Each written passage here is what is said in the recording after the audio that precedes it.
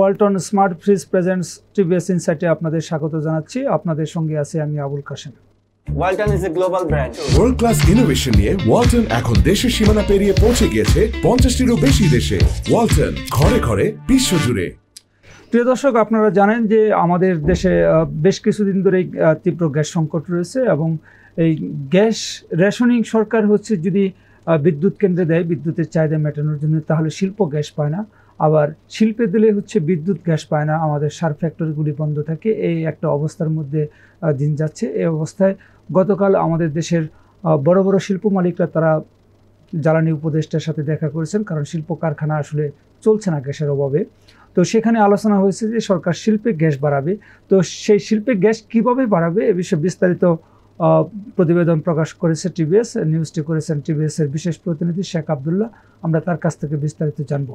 আবদুল্লাহ, আপনার নিউজে বলছেন যে সরকার শিল্পে গ্যাস বাড়ানোর একটা পরিকল্পনা করছে, সেই পরিকল্পনাটা আসলে কি? ধন্যবাদ আপনাকে। পরিকল্পনা হচ্ছে যে আপনি যে শুরুতে বলছিলেন যে গ্যাসের রেশনিং করে সরকার আসলে এক এক সময় এক এক সেক্টরের চাহিদা মিটিয়ে থাকে। এবারও কিন্তু সেই একই উদ্যোগ নেওয়া হচ্ছে। পাশাপাশি অবশ্য সরকার কিছু আমদানি বাড়ানোর পরিকল্পনা নিয়েছে। আপনি জানেন যে আমাদের এলএনজি আমদানি হয়, তো এলএনজি আমদানি করে সেটা গ্যাসে রূপান্তর করে আমাদের জাতীয় গ্রিডে দেওয়া হয়। বছরের শুরুতে চলতি 25 সালে আপনার 90 কার্গো এলএনজি আমদানি করার কথা চিন্তা করা হয়েছিল, কিন্তু যখন রমজান এলো, শেষ মৌসুম, এই সমস্ত বিবেচনায় সরকার তখনও কিছু এলএনজি 90-এর তুলনায় আরও 4 কার্গো বেশি আমদানি করার কথা প্ল্যান করছে। আবার এখন শিল্প মালিকদের দাবির প্রেক্ষিতে সরকার মে থেকে আগস্ট এই সময়ে যে 4 মাস, এই 4 মাসে আরও 4টে কার্গো বাড়তি আমদানি করবে। মোট 98 কার্গো এলএনজি সরকার এখনও পর্যন্ত ভাবছে আমদানি করবে। এই বাড়তি 4 কার্গো আর পাশাপাশি হচ্ছে বিদ্যুৎ উৎপাদন করার জন্য গ্যাস সরবরাহ করা হয় এখন 1200 MMCFD।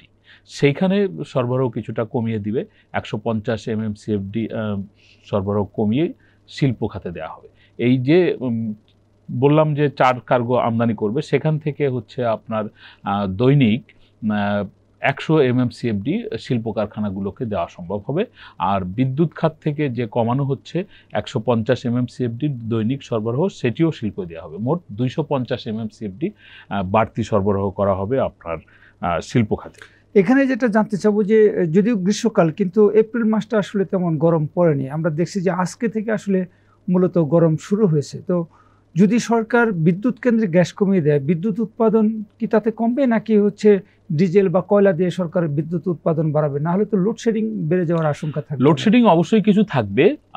গতকালকে যখন হচ্ছে জ্বালানি উপদেষ্টা মহোদয় এই ঘোষণা করছিলেন যে কিভাবে শিল্পে বাড়তি গ্যাস সরবরাহ করা হবে, তখন কিন্তু তাকে প্রশ্ন করা হয়েছিল, জানতে চাওয়া হয়েছিল ওনার কাছে যে যদি আপনি বিদ্যুৎ উৎপাদনে গ্যাস সরবরাহ কমান তাহলে বিদ্যুতের উৎপাদন কমে যাবে বা বিদ্যুৎ উৎপাদন ধরে রাখবেন কিভাবে। উনি বললেন যে আমরা ফুয়েল বেসড যে সমস্ত বিদ্যুৎ কেন্দ্র আছে সেইগুলোই আমরা চালাবো। ইতিমধ্যে আমরা কিছু কিছু ফুয়েল বেসড বিদ্যুৎ কেন্দ্র থেকে বিদ্যুৎ উৎপাদন করছি। জ্বালানি তেল তো আমাদের আছে, বা ফার্নেস অয়েল ইম্পোর্ট করাটা সহজও। আমাদের তো মানে এলএনজি ইম্পোর্ট টাকা থাকলেও আমরা অনেক সময় বেশি করতে পারছি না। এই কারণে এলএনজি আমরা ইম্পোর্ট করে আমরা যে রিগ্যাসিফিকেশন যে ব্যবস্থা, সেটা কিন্তু একটা নির্দিষ্ট পর্যন্ত আমরা করতে পারি। আমরা চাইলেই অনেক বেশি করতে পারি না। আমাদের 2টো রিগ্যাসিফিকেশন ব্যবস্থা আছে এবং সেইখান থেকে আমরা দৈনিক 1000 MMCFD পর্যন্ত করতে পারি। তো আপনি যদি অনেকও নিয়ে আসেন তবু আপনার সেটা হচ্ছে কার্গোতেই থাকবে। আপনি চাইলেই যে সমুদ্রে থাকবে, আপনি যে চাইলে যে কোথাও এটা দিতে পারবেন সেরকম না। তো আপনি তো সেই ক্ষেত্রে ফার্নেস অয়েল বেশি করে ইম্পোর্ট করার সুযোগ সরকারের আছে, এবং ফার্নেস অয়েল ভিত্তিক যে সমস্ত বিদ্যুৎ কেন্দ্রগুলো আছে বা ডিজেল ভিত্তিক যে সমস্ত বিদ্যুৎ কেন্দ্রগুলো আছে সেইগুলো সরকার চালানোর কথা ভাবছে এই পর্যন্ত আর কি। এখানে আরেকটা বিষয় জানতে চাবো যে আপনার 2টা বিষয় জানতে চাবো। প্রথমত হচ্ছে যে IMF এর ঋণটা তো এখন একটা পেন্ডিং অবস্থায় আছে। আমরা জুনে পাবো কি পাবো না এখনো নিশ্চিত না, সরকারও জানে না যে আসলে কি হবে। তো IMF এর একটা শর্ত ছিল যে ভর্তুকি কমাইতে হবে, বিশেষ করে বিদ্যুতের ভর্তুকি, যেটা অনেক বেশি। তো যদি হচ্ছে সরকার ডিজেল বা তেল ভিত্তিক বিদ্যুৎ কেন্দ্রগুলি চালু করে, তাহলে কি বিদ্যুতের ভর্তুকির পরিমাণটা আরো অনেক বেড়ে যাবে না? বিদ্যুতের ভর্তুকিও ডিজেল এবং বা অন্য যে জ্বালানি তেল আছে সেটার ভিত্তিক যে সমস্ত বিদ্যুৎ কেন্দ্র আছে সেটি যদি চালানো হয় বিদ্যুতের ভর্তুকি বাড়বে। পাশাপাশি এই যে শিল্পে দেওয়ার জন্য এলএনজি আমদানি করা হচ্ছে, এই এলএনজিতেও কিন্তু ভর্তুকি আছে, আপনার গ্যাসেও সরকারের ভর্তুকি আছে। সরকার বলতে চায় যে আমদানি করা এলএনজি এবং দেশের কূপগুলো থেকে যে গ্যাস পাওয়া যায় এটা ব্লেন্ড করে যে দাম পড়ে সেটা 29 টাকা 70 পয়সা মতো। সরকার হচ্ছে গড়ে যে বিক্রি করে, আপনার তো সরকার বিভিন্ন খাতে গ্যাস বিক্রি করে এবং এক এক খাতের জন্য এক এক ধরনের দাম।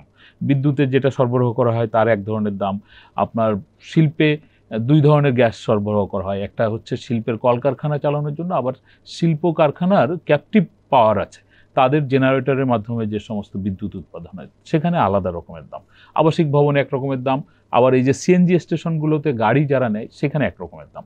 তো এটা ব্লেন্ডেড যে দর সেটাই তারা গড়ে দাম পায় জনগণের কাছ থেকে বা বিক্রি করে 22 টাকা সামান্য বেশি। প্রতি ইউনিটে সরকারের লোকসান থাকে 7 টাকারও একটু বেশি, 7 টাকা 8 পয়সা মতো। এইখানে সরকারের ভর্তুকি গিয়ে দাঁড়াবে বা লোকসান, গ্যাস বিক্রি করে সরকার যে টাকা পাবে এবং গ্যাস আমদানি করা বা গ্যাসের দেশের গ্যাস দিয়ে মোট যে মূল্য হবে সেটি দিয়ে সরকারের গ্যাপ থাকবে প্রায় 17,700 কোটি টাকা। চলতি অর্থ বছরের যে বাজেট বা আগামীতে যে বাজেট থাকবে সেই বাজেট থেকে এইটুকু গ্যাসে ভর্তুকি বাবদ সর্বোচ্চ 6,500 কোটি টাকা সরকারের কাছ থেকে নিতে পারবে। বাকি 11,000 কোটি টাকা কিন্তু ঘাটতি থেকেই যাবে, বকেয়া থেকে যাবে। আপনার কাছে আমার সর্বশেষ কোশ্চেন, সেটা হলো যে আমাদের দেশে এখন গ্যাসের চাহিদা হলো 5,000 MMCF, কিন্তু সরকার সরবরাহ করতে পারছে হলো 2700 বা 2800। এটা হয়তো ইনপুট বাড়লে আরও 100 MMCF বাড়বে। তো তাতে শিল্প মালিকরা কি মোটামুটি কনভিন্স যে সরকার যে 250 MMCF যে তাদেরকে বেশি সরবরাহ করবে, এতে কি শিল্পের যে দশা সেটা কি কিছুটা বা কতটা কাটবে? গতকালকে ওখানে একজন বিশিষ্ট শিল্প উদ্যোক্তা বা শিল্প মালিক ছিলেন, উনি অবশ্য বলেছেন যে সরকার যেভাবে পরিকল্পনা করে যে 250 MMCFD গ্যাস তাদেরকে বাড়তি দেওয়ার কথা বলছে, সেটা যদি সরকার ঠিকভাবে দিতে থাকে তাহলে ওনাদের চাহিদাটা মিটবে।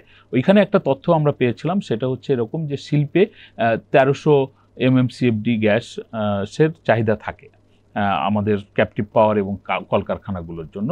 সরকার 900 থেকে একটু বেশি, 950 মতো সরবরাহ করে, বাকি হচ্ছে প্রায় 300, 350 বা 300 মতো হচ্ছে আপনার ঘাটতি থেকে যায়। তো সেইখানে এই 250 যদি দেওয়া হয়, যে সামান্য ঘাটতি থাকবে 75 MMCFD মতো, সেইটা নিয়ে অসুবিধা হবে না, এটা শিল্প মালিকরা বলছেন যে এটা যদি সরকার ঠিকমতো দিতে পারে। আপনি যে চাহিদার কথা বললেন সেই চাহিদা যে 5,000 বলছেন যে 5,000 MMCFD দৈনিক আমাদের চাহিদা, এইটা যদি আমাদের সকল গ্যাস ভিত্তিক বিদ্যুৎ কেন্দ্র চালু থাকে তখন এই চাহিদাটা হয়। আসলে সরকার সবসময় সকল গ্যাস ভিত্তিক বিদ্যুৎ কেন্দ্র চালু রাখে না, যে কারণে যা চালু থাকে এবং শিল্প কারখানা এবং অন্যান্য যেসব সেক্টর আছে সব মিলিয়ে 380 বা 3,800 MMCFD বা 4,000-এর মতো চাহিদা থাকে। সরকার আপনি যেটা বললেন যে 2700 বা 2800 মতো সরবরাহ করতে পারে। এই গ্যাপটা আসলে খুব সহজেই যে কমবে সেরকম না। সরকার একটা পরিকল্পনা নিচ্ছে যে সরকার অভ্যন্তরীণ যে সমস্ত পুরনো কূপগুলো আছে সেইগুলো নতুন করে খনন করা বা সেইখানে কিছু পরিচর্যা করে বাড়তি কিছু গ্যাস উৎপাদন করা যায় কিনা। চলতি বছরে 50টি কূপ খননের পরিকল্পনা আছে, 2028 সাল পর্যন্ত সরকারের পরিকল্পনা 100টি, এবং সেখান থেকে সরকার মনে করে 950 MMCFD মতো বাড়তি গ্যাস পাওয়া যেতে পারে। যদি এগুলো পরিকল্পিতভাবে হয় তাহলে হয়তো 28 সালের পরে গিয়ে আরও কিছু আমদানি যোগ করে হয়তো সরকার চাহিদা মেটাতে পারবে আর কি। ধন্যবাদ আপনাকে। প্রিয় দর্শক, আমরা শেখ আবদুল্লাহর কাছ থেকে গ্যাসের যে বর্তমান অবস্থা এবং শিল্প এবং বিদ্যুৎ সেক্টরে আমাদের আগামী দিনগুলিতে কেমন হইতে পারে, শিল্প কতটা গ্যাস পাইতে পারে বা বিদ্যুৎ সংকট একটু বাড়তে পারে, লোডশেডিং একটু বাড়তে পারে, আমরা এই সম্পর্কে তথ্য জানলাম। আসলে দেশের ইকোনমি পূর্ণদমে চালু রাখতে হলে আমাদের এখন ফরেন কারেন্সির সংকট আছে। আমরা যদি এক্সপোর্ট গ্রোথটা ধরে রাখতে চাই তাহলে শিল্পে আসলে গ্যাস সরবরাহের বিকল্প নেই। একই সঙ্গে হচ্ছে আমাদের বিদ্যুতে অনেক বেশি লোডশেডিং দিয়ে শুধু শিল্পে গ্যাস দিলেও যে সেটা সম্ভব হবে তা না, কারণ আমাদের অনেক প্রতিষ্ঠান আছে যারা হচ্ছে আসলে গ্যাসের উপর নির্ভরশীল না, বিদ্যুতের উপর নির্ভরশীল। আশা করছি সরকার এই দুই খাতকেই তার চাহিদা অনুযায়ী গ্যাস সরবরাহ বা অন্য কোনো অল্টারনেটিভ কোনো একটা ব্যবস্থা সরকার করবে। আমাদের এই Walton smart fridge presents insight যদি ভালো লাগে আপনারা লাইক করবেন, শেয়ার করবেন। সবাইকে ধন্যবাদ।